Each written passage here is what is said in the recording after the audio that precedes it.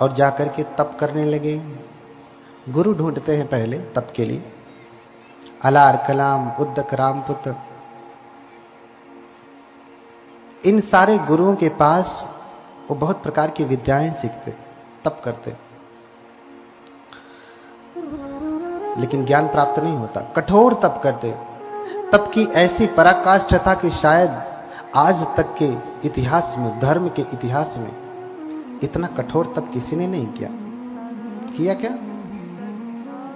आपने देखा होगा कभी कभी भगवान बुद्ध की तस्वीर, जिसमें उनके शरीर में सिर्फ ढांचा दिखाई देता है हड्डियों का। बहुत लंबा तप है उनका। तप कैसे करते हैं थोड़ा सा समझ लें। अक्सर लोग भोजन को छोड़ना तप समझते हैं। भोजन छोड़ दिया तो तपस्वी हो गए, व्रती हो गए। भोजन छोड़ा, बाकी सब पकड़ा, सारी बुराई है, लेकिन क्या है? तपस्वी। पहले भी ऐसी प्रथा थी कि तप करिए, भोजन छोड़ दीजिए, न अन्न ग्रहण करिए, न जल ग्रहण करिए, न फल करिए, तो भगवान आपको मिलेंगे। और सिद्धार्थ ने भी ऐसा ही किया। पूरा तप किया।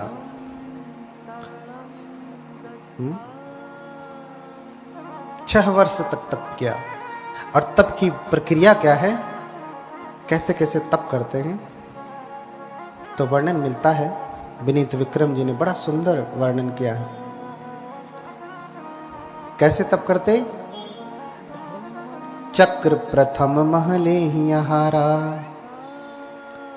रात दिवस मह कहीं बारा। कैसे तप करते? रात दिन में एक बार भोजन ग्रहण करते। चक्र अपर मह दुई दिन माही, एक ही बार तपोधर खाही। पहले रात दिन में एक बार भोजन करते, बहुत दिन तक किया। अब जो कोई मिला नहीं, कोई प्रकट नहीं हुआ, कोई भगवान, कोई देवता, कोई और अलौकिक शक्ति, तो सोचा कि शायद तपश्चर्या अभी कठोर नहीं, तो और कठोर करता हूं। तो रात दिन में एक करते थे, तो अब 2 दिन में एक बार करने लगे। रात दिन यानी 24 घंटे में एक बार। इसका ठीक करो भैया। हाँ, फिर 2 दिन में एक बार करने लगे। और फिर 3 4 पुनि 6 दिन बीते, ले ही आहार उदर अतिरिते। 2 दिन के बाद फिर 3 दिन में एक बार, फिर 4 दिन में एक बार, फिर 5 दिन में एक बार, फिर 6 दिन में एक बार। तपश्चर्या बढ़ाते गए। इतनी कठोर तपश्चर्या करने लगे कि आज तक किसी ने ऐसा नहीं किया। 3 4 पुनि 6 दिन बीते, ले ही आहार उदर अतिरिते। हाँ, 6 दिन में एक बार करने लगे। और फिर अन्न भी छोड़ दिया, भोजन करना ही बंद कर दिया। 6 दिन मानी 1 सप्ताह, 7 दिन, 8 दिन, फिर बंद कर दिया। लगा कि अभी भी तप शायद कठोर नहीं है, इससे भी कठोर करूंगा तो कोई अलौकिक शक्ति प्रकट होगी, मुझे बुद्ध बना देगी, मुझे ज्ञान दे देगी। हाँ, अन्नाहार अवध करी पारा, फलाहार व्रत उडकट धारा। अन्न को छोड़ दिया, फिर फल खा करके रहने लगे। और कितना फल खाते थे? 5-10 दर्जन केला, 10-12 किलो सेब, इतना। जैसे आप लोग व्रत रहते हैं तो खूब फल चलता है। अन्न नहीं मिला तो कम से कम 2-4 दर्जन केला ही खा लिया, और फिर भर परात सेब खा लिया, हो गया व्रत। हाँ, लेकिन वो कितना खाते? कछु दिन आम तो कछु दिन छेही, नित एक फल ले ही न दोई। कभी आम कभी केला, कभी आम कभी केला। रोज एक ही फल लेते थे, दो नहीं लेते थे। आम लिया तो एक आम, केला लिया तो एक केला। पूरा दर्जन भर, पूरा परात भर, इतना नहीं, थोड़ा सा ही। कछु दिन आम तो कछु दिन छेही, नित एक फल ले ही न दोई। उसको भी फिर छोड़ दिया, लगा कि ये भी ज्यादा हो रहा है, इससे भी कम खाऊंगा तो शायद कोई शक्ति प्रकट हो जाए। तो फिर क्या करने लगे? प्रतिदिन एक ही चनक चबाई। क्या करने लगे? एक चना चबा के रहने लगे। कितना? एक चना। एक चना तो खाने के बाद यहां तक पूरा हो जाता है ना, लेकिन इतना कठोर तब किया। एक चना खा के एक दिन रह रहे, आप रह लेंगे ना? और वो भी बड़ा लगने लगा उनको। तो नित एक तिल खाही बहोरी, लखही न आन असन मुख मोरी। एक तिल खा करके रहने लगे।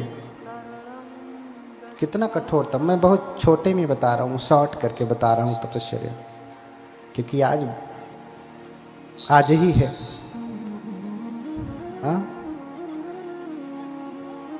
एक तिल खा के रहने लगे। अब बताइए, अब जब देखा कि ये भी शायद ज्यादा है, तो फिर पानी पी करके रहने लगे। पानी भी अधिक लगने लगा तो सोचे शायद पानी पी रहा हूं इसीलिए कोई पराशक्ति मेरे ऊपर कृपा नहीं कर रही है कि ये तो अभी कुछ न कुछ ले रहा है, शायद ये भी छोड़ दूं तो वो प्रसन्न हो जाए। इसलिए पानी उछारी पवन पर रही, करि तप उग्र दुसह दुख दही। फिर जल भी छोड़ दिया, पानी भी छोड़ दिया, पानी पीना बंद, सिर्फ हवा पी करके रहते थे। हवा, हाँ, 2-4 गिलास हवा पी लिया और रहते थे। आप कितना गिलास हवा पीते हैं? कितना लीटर? कितना किलो? हाँ, वो भी जितना आप पीते हैं उतना वो भी पी करके रहने लगे। हाँ, और जब तप कर रहे हैं तो उनके साथ 5 तपस्वी भी हैं।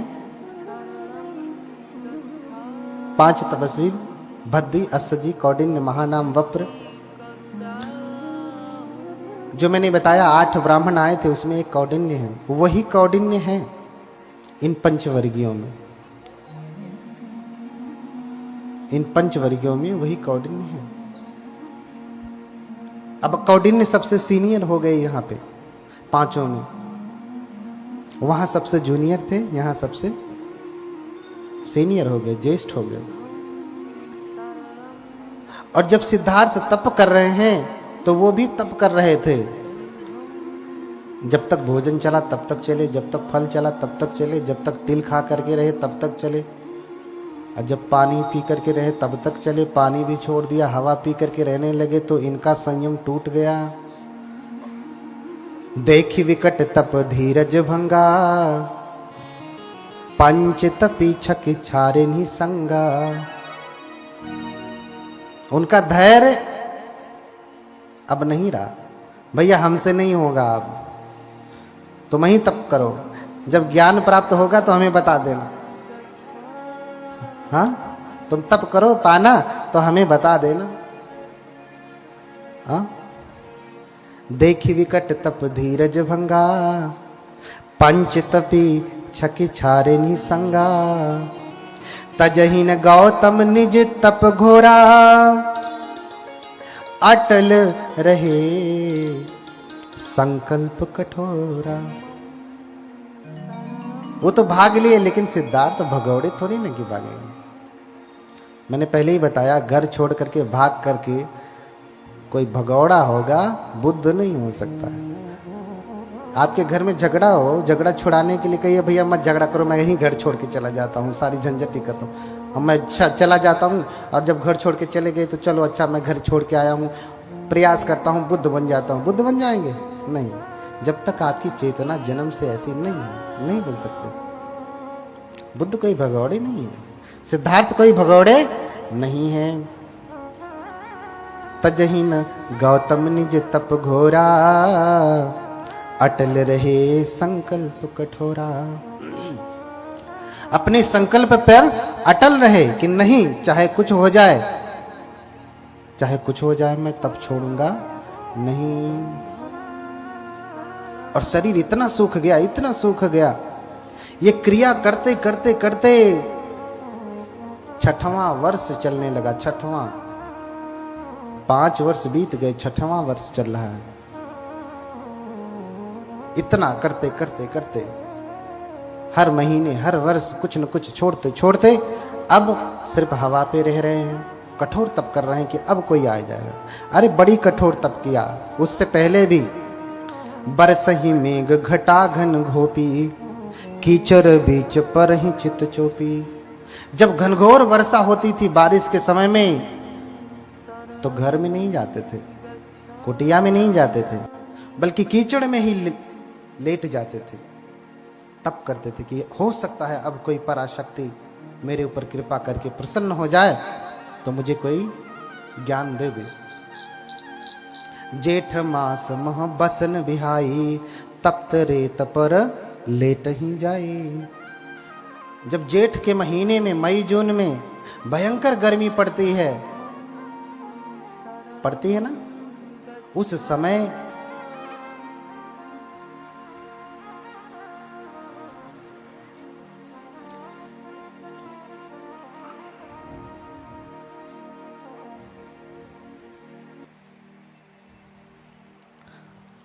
तो जब गर्मी का समय था, भयंकर गर्मी, उस भयंकर गर्मी में भयंकर तप रही रेत पे जाकर के लेटते थे कि शरीर जब तपेगा तो हो सकता है कोई प्रसन्न हो जाए। लेकिन कोई प्रसन्न नहीं हुआ। बड़ी लंबी तपस्या, बड़ी लंबी तपस्या, लेकिन कोई प्रकट नहीं हुआ। तो शरीर सूख गया, सिर्फ रक्त मांस खर ताप सुखाने, हाड़ हाड़ सब देह लखाने। सब कुछ सूख गया, मांस सूख गई, रक्त सूख गया, जो कुछ भी था अंदर के अंग वो सब कुछ सूख गए। अब क्या बचा? सिर्फ हाड़, हड्डियां। हड्डियां पूरी एक एक आप गिन सकती हैं। जैसे कभी कभी कोई बच्चा कुपोषण का शिकार हो जाता तो उसकी हड्डियां गिन लेते हैं ना, बिल्कुल वो तो फिर भी ठीक होता है। उनकी दशा, उनकी स्थिति उससे भी बुरी हो गई तप करते करते, उससे भी बुरी हो गई। लेकिन फिर भी तप छोड़ नहीं रहे, फिर भी तप नहीं छोड़ रहे हैं। एक दिन जाते हैं निरंजना नदी में स्नान करने के लिए और सोचते हैं कि मैं स्नान करके आऊंगा, फिर से तप प्रारंभ करूंगा। निरंजना नदी में जल बहुत कम है, धीरे धीरे ही बह रहा है। तो जैसे जल के ऊपर कोई पत्ती गिर जाए तो बहाव तेज हो या धीमा हो, पत्ती गिर गई तो पत्ती भी धीरे धीरे बहने लगती है। ये जैसे ही नदी में उतरते हैं, शरीर तो इनका क्या हो गया है? कंकाल, शरीर में शक्ति नहीं है। जैसे ही उतरते हैं, धीरे धीरे पानी के बहाव को भी रोक करके बाहर नहीं निकल पा रहे थे, बहते जा रहे थे जैसे कोई पत्ता पानी के ऊपर बहता हो। बहते बहते कहीं किनारे पर किसी वृक्ष की टहनी लटकी हुई थी जल के अंदर, उस टहनी को पकड़ लेते हैं और फिर बाहर निकलते हैं।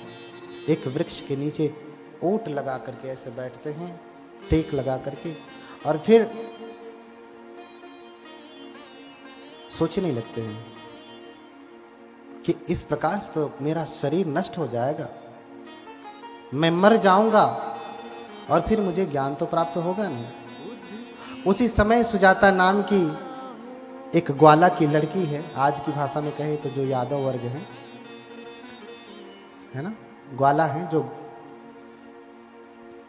ग्वाला की लड़की है, उसने मनौती मांगी की थी। जिस पेड़ के नीचे वो बैठे हैं उसी पेड़ के नीचे मनौती मांगी थी कि विवाह के बाद पहली बार में अगर मुझे बेटा पैदा हुआ तो मैं सोने के कटोरे में खीर चढ़ाऊंगी। हे वृक्ष देवता, मेरी मनोकामना पूरी करें। संयोग रहा, मनौती पूरी हुई और अपनी दासी को भेजती कि जा देख, जिस पेड़ के नीचे मैंने मनौती मांगा था वो पेड़ है कि नहीं, अगर है तो साफ सुथरा कर देना, आज मैं खीर चढ़ाऊंगी। दासी जाती है और जाके देखती है कि स्वयं वृक्ष के देवता बैठे हुए हैं। कौन? सिद्धार्थ। अभी नदी से बाहर निकल के आए हैं, टेक लगा के बैठे हैं। दासी आकर के देखती है, वो सोचती है कि वृक्ष के देवता हैं और भागी भागी जाके कहती है कि मालकिन देवी, स्वयं वृक्ष के देवता प्रकट हुए हैं, आपकी कामना पूरी हुई, आशीर्वाद देने के लिए। सुजाता ने खीर बनाया।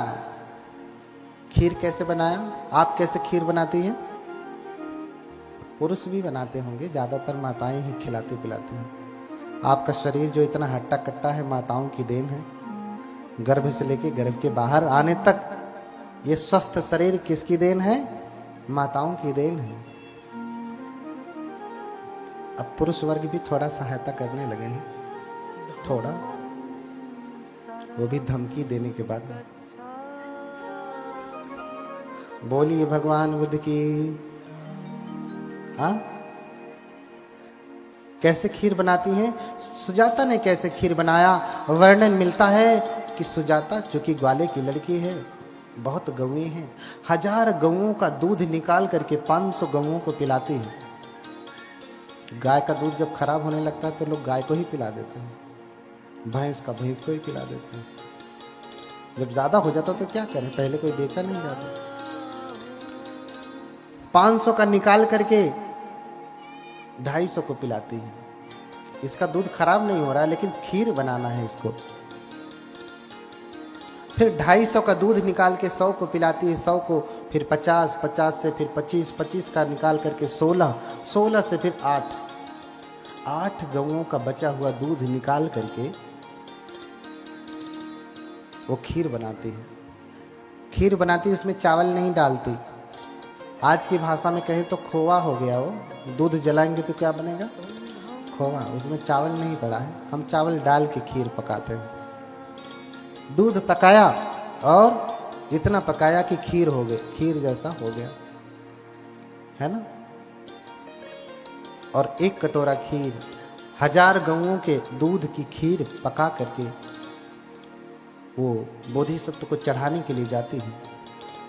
लेकिन इनका शरीर इतना दुर्बल हो गया कि तो आती है, लेकिन बोधिसत्व